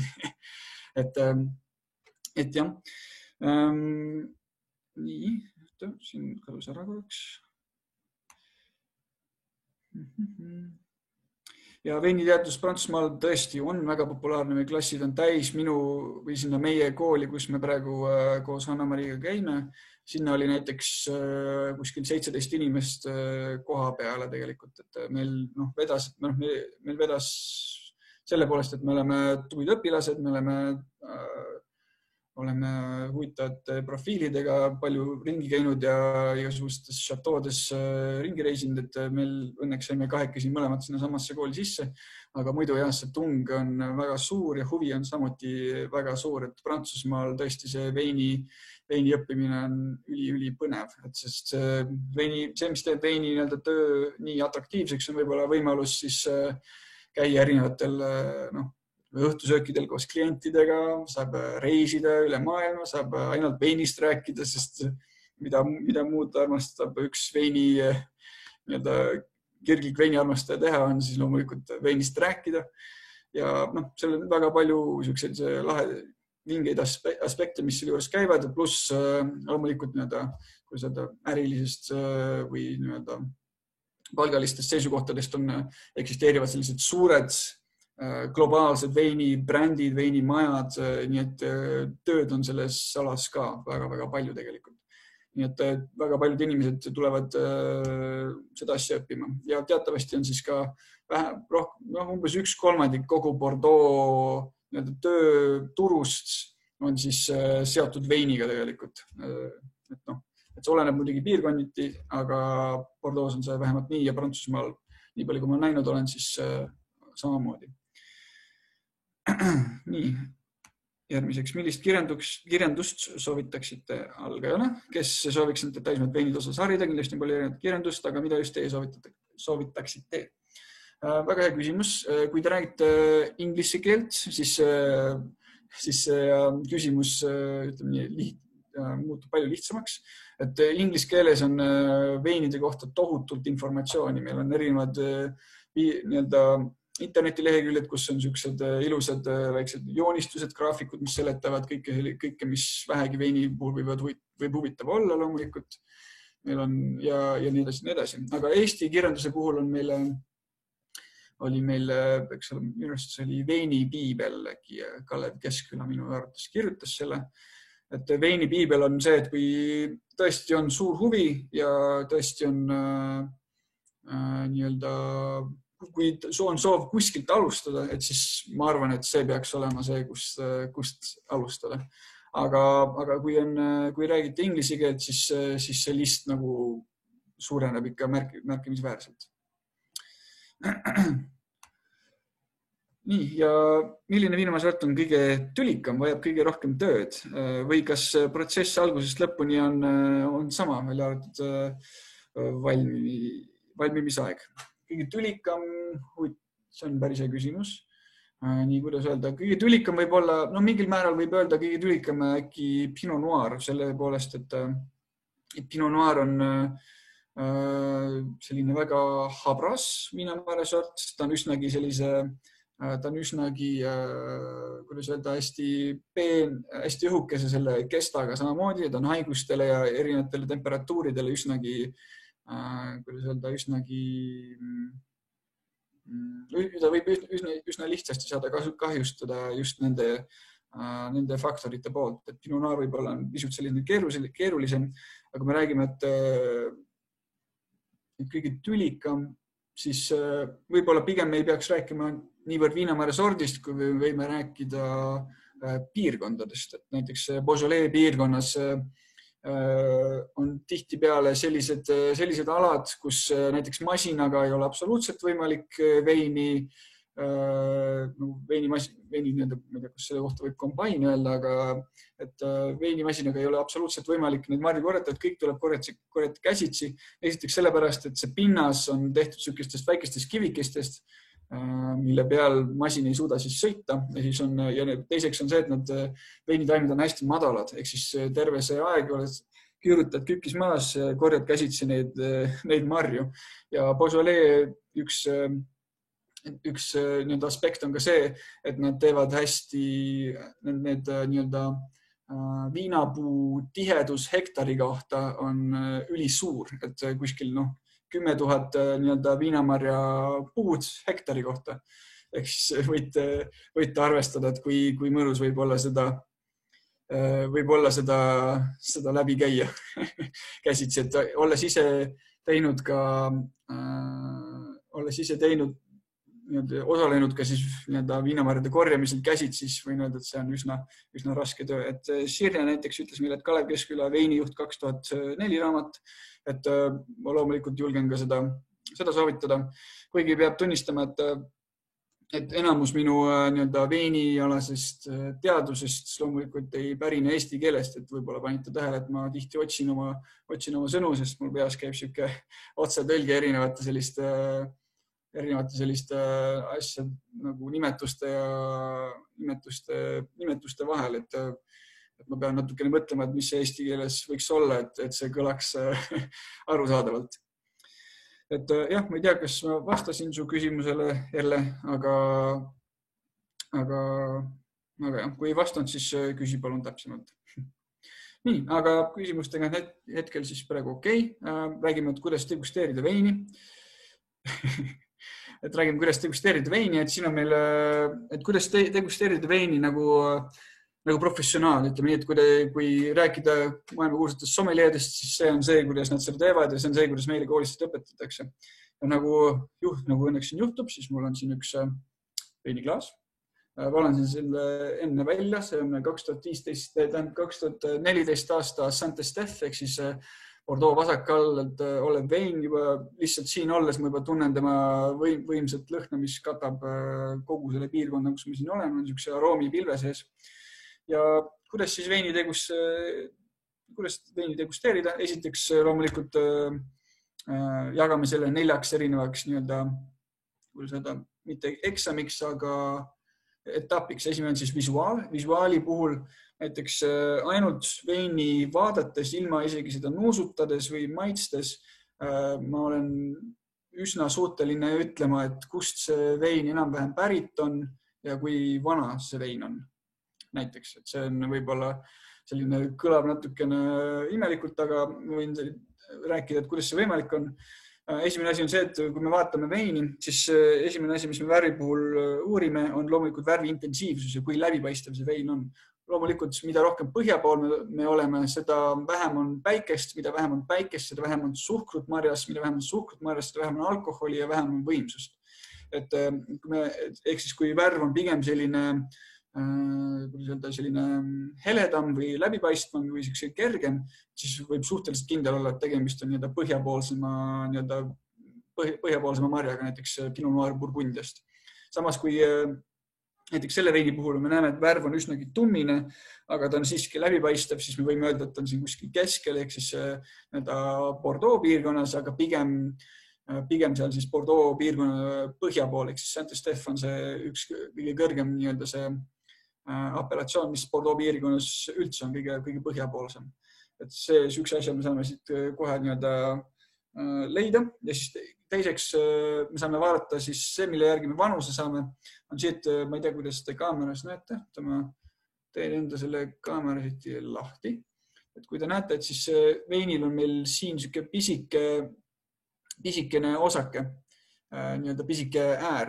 Ja selle ääre värvuse järgi me saame öelda, et kui vana see vein on tegelikult, sellepärast, et vein loomulikult areneb pudelis edasi.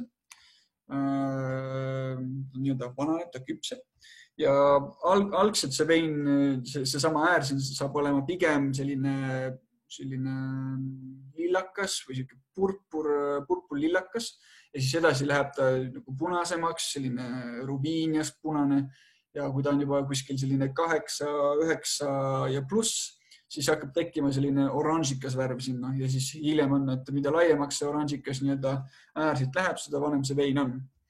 Näiteks, et siit, kui seda värvi nagu vaadata, et siis ta ei ole enam lilla, ta ei ole isegi enam selline roosa, ta pigem on niisugune ilus purpur või mitte purpur, vaid tähendab selline rubiinias punane ja loomulikult tegemist on siis 2014 veiniga. Et ma olen seda testi paar korda proovinud ka niimoodi pimesi või isegi päris mitu korda olen pimesi proovinud, sellepärast et meil sõpradega loomulikult on sellised õhtud, et kõik tulevad sinna, toovad oma pudeli, valavad sulle veini, ütlevad, et anna mulle Viinamäe resort, aastakäik ja piirkond ja siis kõik nuusutavad ja vaatavad selle, proovivad ära arvata, et see on tegelikult väga põnev mäng. Esiteks juba sellepärast, et see on üks parimaid nagu harjutusi, et ennast veinialal rohkem harida. Nii et väga soovitan, et kui veinialal olete saanud nagu selliseks tugevamaks või tuttavamaks veinidega, et siis väga soovitan neid mänge mängida ja tihtipeale ei olegi vaja regioone leida, võite lihtsalt aroomi öelda või aroomi püüda identifitseerida, siis pärast need aroomid kuskile sisse lüüa ja siis vaadata, et kas te panite täppi või mitte. Nii et see on siis see visuaalaspekt, hiljem on siis nina, ehk siis lõhn. Nina puhul siis esiteks, kui keegi teile näiteks restoranis teile veini valab, siis esimene asi, mida teha ei tohiks, on kohe veini keerutama hakata. Sellepärast, et kui teile veini niimoodi antakse, siis ei proovita mitte seda, et kas teile see vein maitseb otseselt, vaid pigem proovitakse seda, et kas see vein on defektiga, kas sellel vein on viga.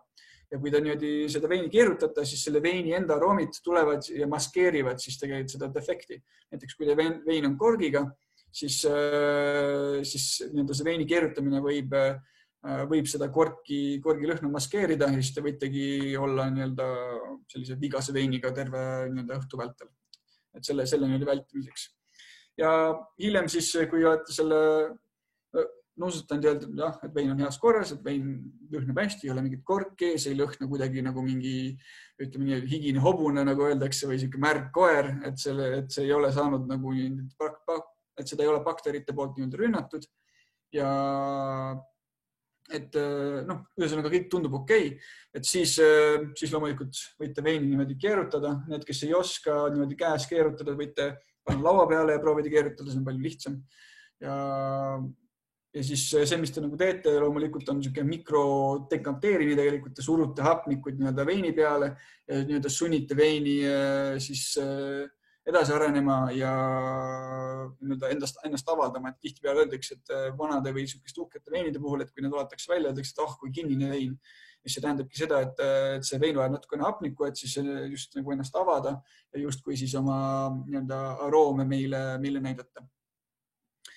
Jah, et siis ringi keerutada ja siis nuusutada sügavalt. Ja siis me tunneme siis erinevaid aroome, püüame identifitseerida erinevaid aroomide perekondi, näiteks punased marjad, mustad marjad, vürtsid ja nii edasi. Ja siis loomulikult on maitsmine. Maitsmise puhul soovitaks võtta sellise üsnagi konkreetse lonksu ja siis mitte kohe alla neelata, vaid kuskil 5-7 sekundit tegelikult teda niimoodi suus mäluda. Mitte väga kiiresti, aga niimoodi aeglaselt, lihtsalt mäluda. Ja see vein peaks puudutama ära kõik teie suu erinevad kogu suu peaks olema puudutatud selle veini poolt, et me saaks sellise küllusliku ja täiusliku kogemuse selle konkreetse veini põhjal. Ja siis, kui loomulikult olete selle ära teinud, et siis võite kas siis välja sülitada või siis tavaliselt eestlane loomulikult neelab ilusti alla, et eestlane tavaliselt välja ei sülita. Ja siis võib-olla tähele pannud, et vahel teevad mõned need veiniprofid teevad siis niimoodi, et teevad sellist häält. Ja mis nad sellega teevad, on, et nad tegelikult nagu vägagi agressiivselt või vägivaldselt tõmbavad õhku veini peale ja suruvad õhku veini peale, et just veinil lasta samamoodi areneda, et see vein areneks suus edasi, et avaldaks veel rohkem oma maitseid. Ja veini maitsmine ei ole läbi pärast alla neelamist, sellepärast, et see vein elab suus tegelikult edasi, et ta siiamaani ma tunnen, kuidas ta siin keele all mul vaikselt avaldab oma aroome, ma tunnen, et temas on vürtsi ja temas on punast marja, ta on tammevaadis vanandatud, sest need on tunda selliseid puiduseid ja vaniiljaseid noote näiteks. Ja siis samamoodi, kui ta alla neelad, siis järgmise hingetõmbega tuleb see siit tagasi üles, et see on selline, kuidas öelda, eesti keeles, ma ei tea, kas retroolfaktsioon, raske seda ümber tõlkida, aga võib-olla järelaroom võib öelda selle kohta siis. Ja siis loomulikult, ja sellega tegelikult enam-vähem piirdubki siis see maitsmine ja siis tuleb see neljas etapp, milleks on siis selline kultuurne etapp, ehk siis pärast selle veini maitsmist, hindamist ja nii edasi, siis ma võiks mõelda, et mis sorti vein see on, et millega ma seda, mis toidu kõrval ma seda jooksin, millal ma seda jooksin, kuna ma seda jooksin, kas see vein on üldse küps, kas ta on valmis joomiseks või kas tal on potentsiaali veel edasi vananeda või mitte ja nii edasi, et kogu selline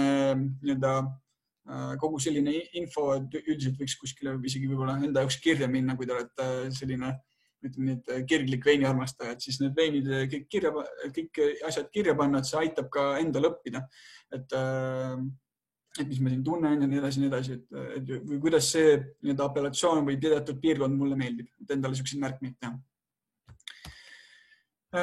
Ja siis olekski pimedegustatsioon, nagu ma juba enne mainisin, pimedegustatsioon on mu kõige lemmikum asi, et kui meil sõbrad tulevad külla, et siis mina alati nii palju kui vähegi saan või viitsin, siis ma alati panen pimesi neile veinid ette ja ütlen, et poisid, et mis veiniga on tegu, et tihtipeale see on väga, väga hea harjutus ja tegelikult loomulikult, nagu te ka ilmselt teate, et siis et vigu tehes me ju õpime kõige enam lõppude lõpuks, et kui me teeme mingisugused pakkumised, kõik peavad midagi pakkuma, ei saa olla vait, kõik peavad kuidagi ennast väljendama, siis esiteks sellest veinist rääkimine aitab kaasa ja teiseks, kui me millegagi mööda paneme, et siis järgmine kord, kui sama hetk tekib, siis me teeme, et ahah, et eelmine kord ma võin mööda, aga seekord ma olen näiteks targem, et jah, et pimedegustatsioon on kindlasti niisugune asi, mida mina soovitan teil proovida. Ja sellega tegelikult ongi asi läbi. Ütleme nii, et see esitlus on siis läbi, et läksime natukene üle aja, isegi pool tundi üle aja, proovisin vastata mõned küsimused siia vahele ka. Et suur tänu kõigile, kes kuulasid ja kuulavad. Loomulikult meil nüüd tuleb siis küsimuste voor. Aga tegelikult jah, võibki vaadata siis kohe mingisuguseid küsimusi ja ma vastan seni, kuni siis küsimusi on ning no vot, nüüd küsimused tulevad suurepärane. No okei, hakkame vaatama. Nii, võtan sellest suuremaks. Nii, kas profid kasutavad ka äppe hindamiseks? Kõige kuulsam äpp on Vivino. Kirjutatakse niimoodi, mida ma ise tegelikult üsnagi aktiivselt kasutan. See ütleme, et veinide hindamiseks see võib-olla pole niivõrd hea, kuivõrd see on nagu selleks, et kasutada seda kui oma isiklikku mitte memuaari, aga veinipäevikut, et seal saab veini etiketist saab pildi teha ja siis nagu äpp skännib selle sisse ja siis ta ütleb sulle selle veini kohta kõik, mis selle kohta enam-vähem teada on, niisugused viinamarja sordid, aastakäik ja siis on näha ka erinevate teiste inimeste arvamusi ja siis inimeste reitinguid. Reitingud panevad tihti mööda või on tihti üsnagi sellised võib-olla liiga head või liiga halvad ja nii edasi. Aga keskelt öeldes on see üsnagi kasulik äpp tegelikult. Ja samamoodi on nagu hind, et see hind on nagu, seal ei tehta vahet, kas see hind oli restoranis või poes, et loomulikult seal on suur vahe. Aga ise ma kasutan väga Vivinot, minu arust on päris selline hea, aga loomulikult on igasuguseid erinevaid teisi veiniäppe ka, aga ma siiani pole neid väga kasutanud. Et mul see Vivino on tõesti väga hästi mulle kasuks tulnud, et mul sai täna just 900 veini täis seal. Et nii, järgmiseks, et kas soovitate proovida Eestis viinamarja kasutada? Millist sorti? Viinamäär kasvatuse puhul ma ei ole täiesti kindel, aga minu arust Muhu saarel on Muhu veinitalu ja minu arust nad katsetavad seal äkki Pinot Noiri viinamäära sordiga. Ma ei ole täiesti kindel, ma pole seda ise maitsnud, aga noh, see, miks Eestis viinamääri ei kasvatata, on see, et talvel langevad temperatuurid Eestis nagu alla -18. -18 on või -18 kuni 20. See on see vahemik, kus viinapuu siis dormantses olekus või magavas olekus talvel siis, kui tal lehti midagi küljes ei ole, et ta ei suuda ellu jääda, et ta siis sureb ära. Et see loomulikult ei ole väga jätkusuutlik ettevõtmine.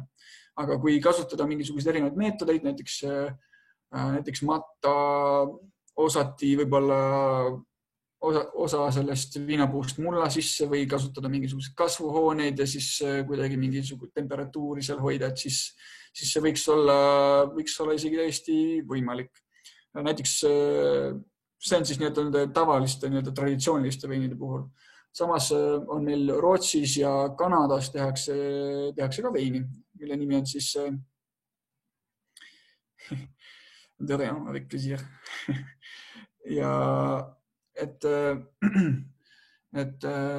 tehakse siis seda ice wine'i, jäävein. Et see on ka erinev meetod jälle, et meil on valged marjad, mis on siis sellist tüüpi marjad, mis kutsuvad samuti ligi seda samast botrytissi seda seent, mis kontsentreerib marjades olevat suhkrut. Ja kuidas see meetod käib, on nii, et siis, kui see suured külmad tulevad, siis kogu puu külmub ära, aga ainult need marjad, mis on siis selle seene poolt rünnatud, nad ei külmu läbi, need marjad ei külmu läbi. Samas kui need marjad, mis ei ole rünnatud, need külmuvad täiesti läbi ja need on üsnagi kasutud, et nendega me ei saa mitte midagi teha. Aga need, mis on suhkrut täis, et nemad ei külmu, sest suhkur teatavasti takistab seda. Ja siis võetaksegi sellised viinamärgiobarad, mis on jää sees ja siis tehakse need katki ja seda pressitakse ja sealt saadakse siis see magus viinamäära maht, millest tehakse siis seda jääveini. Et sellist varianti võib, ma arvan, Eestis ette kujutada, aga ma pole seda veel kohanud. Ma olen näinud jääsiidrit, äkki olen Tallinna lennujaamas paar korda näinud, ma ei ole seda proovinud.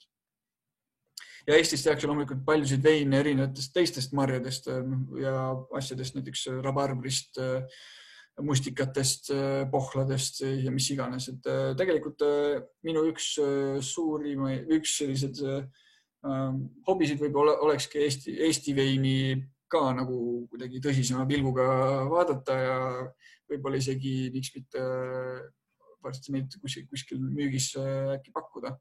Et peab muidugi tegema sellise, kuidas öelda, triaaži või sorteerimise, aga ma arvan, et see võib olla põnev, et mul isa just käisid kuskil klubiga, käisid maitsmas, et ütles, et täitsa üllatav.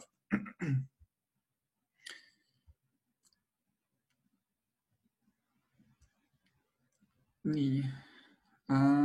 Siis järgmine küsimus. Milliseid pimedegustatsioone või üldse degustatsioone võiks siin Eestis külastada? Eestis, see on muidugi hea küsimus selle koha pealt, et ma pole Eestis elanud 4 aastat, aga ma tean, et erinevad need veinibaarid, veinipoed, alkoholipoed kindlasti korraldavad mingisuguseid selliseid evente, et peab lihtsalt, ma arvan, neid jälgima ja sinna neid registreerima ja ma tean küll, et need peaks küll kogu aeg toimuma mingisugused kokteilid ja need ateljeed ja nii edasi. Aga ma ei tea, kas pimedegustatsioone on ka, ma pole isiklikult näinud. Ja Nele Jaago ütleb, et Eestis tehakse veini päris palju ja seda küll. Ja tuntumad sordid näiteks Rondo punastest ja Solaris valgetest, kes siin on siis Vitis vinifera viinamarjad, millest me siin räägime, või mis piirkondades näiteks Eestis need asuvad. Ma kahjuks ei ole nendega tuttav, nende majadega, kes neid veini toodavad. Aitäh, Ivi. Hästi, aitäh. Ja Erle küsimus, et mis on teie plaan peale kooli? Kas näiteks ise kasvandama hakata, kuidas üldse turule pääseks? See pigem paistab keeruline ja pikk protsess. Minu vaade on siiani olnud see, et kui Prantsusmaal ka küsitakse, et kas sa tahad siis hakata veini valmistama või sa tahad või mis su plaan on, siis minu nii-öelda idee on pigem see, et las prantslased valmistavad, mina võin siis nendest rääkida ja inimesi sel teemal harida. Ma olen pigem olen seda tüüpi inimene, et mulle õudselt meeldib proovida erinevaid veini, erinevaid veini valmistamistehnikaid prantslastega ka. Näiteks kui me läheme kuskile Chateausse külla, siis tehnilistest aspektidest rääkides ma suudan suht kõikide teemadel kaasa rääkida, et see on tõesti midagi, mis mind väga paelub, aga ma isiklikult ei ole väga mõelnud tootmise peale.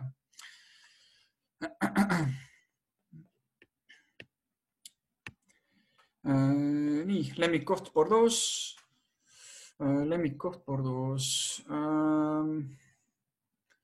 Arcachon.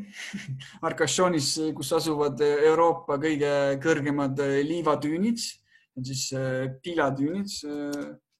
Kirjutan selle tees üles ka.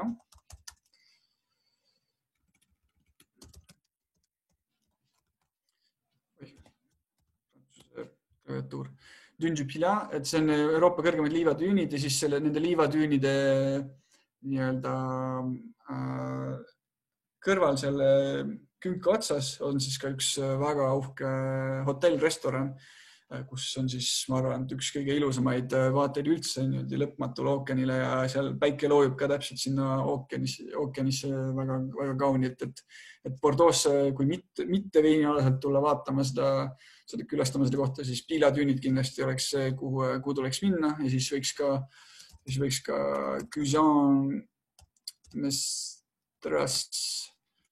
Mestras võiks minna siis ka Austrit proovima, kus tulevad maailma parimad Austrid, kui see muidugi teile sobib, kui te sööte Austreid. Aga veini poolest kõige ilusam piirkond, ma arvan, et võib öelda suht kindlasti Saint-Emilion on tõesti kõige lihtsam, et minna sellesse külakesse sisse, see on ülikaunis, viinapuud igal pool, sõit sinna on väga kaunis. Ükskõik kuhu seal ümberringi sõita, aga need on kõik väga-väga ilusad vaated. Ja tegelikult on siis ka Medoc vasakkallas, aga vasakkaldal on natuke keerulisem minna, sest et see on üks pikk tee üles-alla, et paremale vasakule jäävad küll imelised suured, väga-väga uhked šatood, aga nii-öelda kogu kogemuse mõttes, et minna kuskile koha peale, jalutada veidike ringi, pärast süüa kuskil nii edasi, siis ma arvan, et Saint-Emilion on see, kuhu võiks minna vaatama. Nii, kas tunned biodünaamilise veiniga puhtalt vaatamise ja lõhna järgi ära, ilma maitsmata? Mitte alati, aga tihtipeale on väga suured indikaatorid selle puhul. Naturaalse veini puhul on palju lihtsam, sest naturaalne vein tihti on nii-öelda isegi filtreerimata, ta on väga-väga läbipaistev ja väga selline, kuidas öelda, ta juba näeb teistsugune välja ja loomulikult maitseb ka teistmoodi, et see marja väljendus on tõesti midagi väga-väga teistsugust. Biodünaamiliste puhul on pisut, ma ütleks, raskem, isegi palju raskem, sellepärast, et on väga palju suuri šatoosid, näiteks isegi Romanée Conti, mis on biodünaamiline, Chateau Palmer, mis on Chateau Margaux, naaber on biodünaamiline ja biodünaamika on täiesti selline suund, kuhu isegi väga-väga suured šatood tänapäeval lähevad. Et järjest minu arust on üsnagi raske seda ikkagi ära tunda. Et see, mille järgi punase veini puhul võib ära tunda, et tegemist võib olla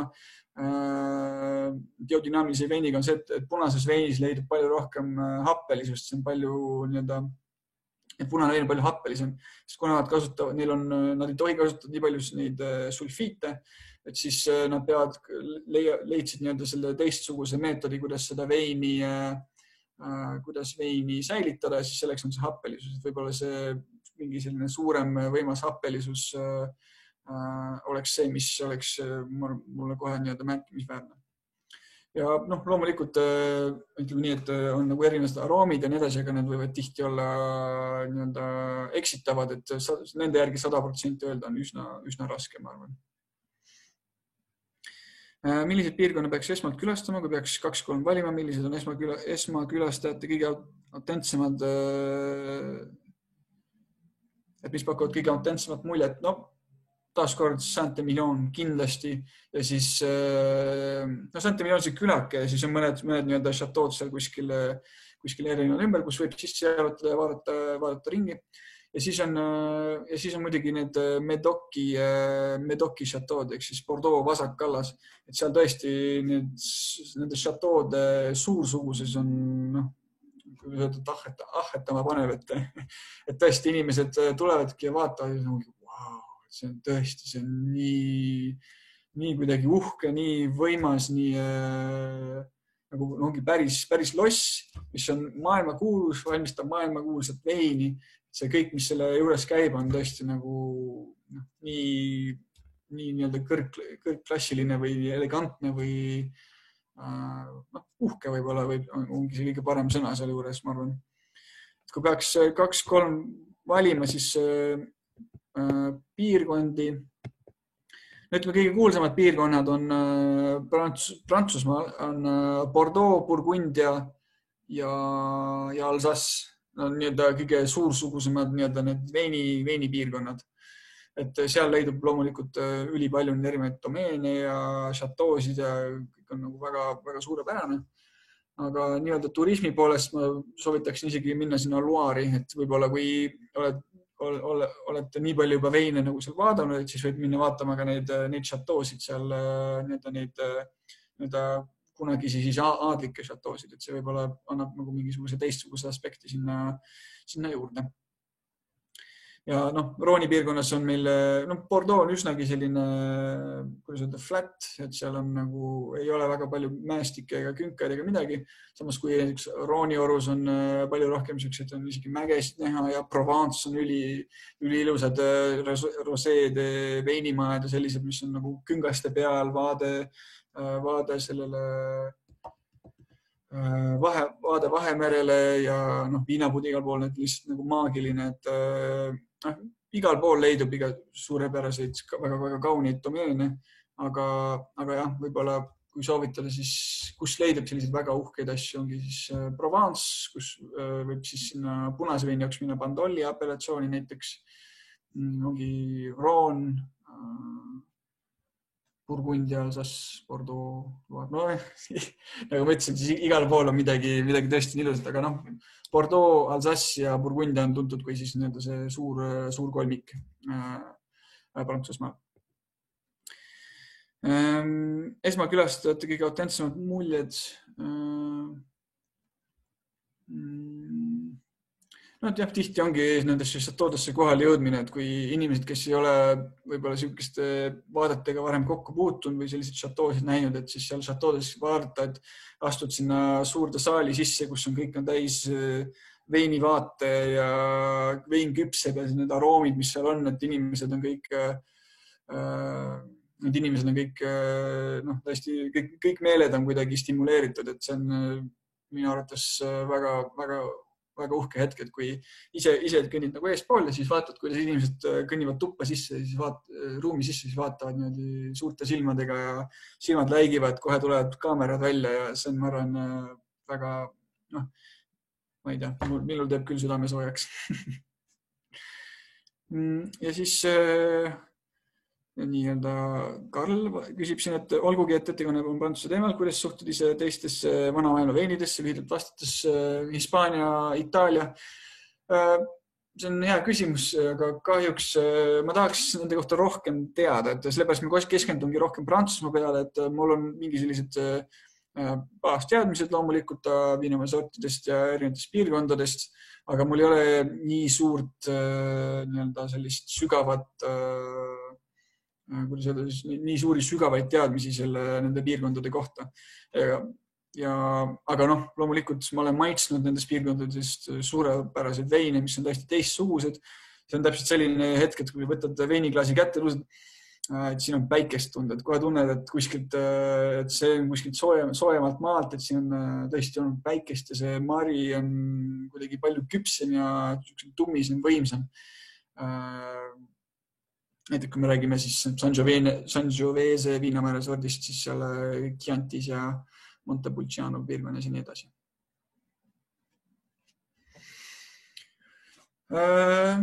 jah, loodan, et see vastas su küsimusele. Kas on kellelgi veel ehk mingisuguseid küsimusi? Vastan rõõmuga mõndade piirkondade kohta ehk kui tahate, võin siin veel liikuda, kui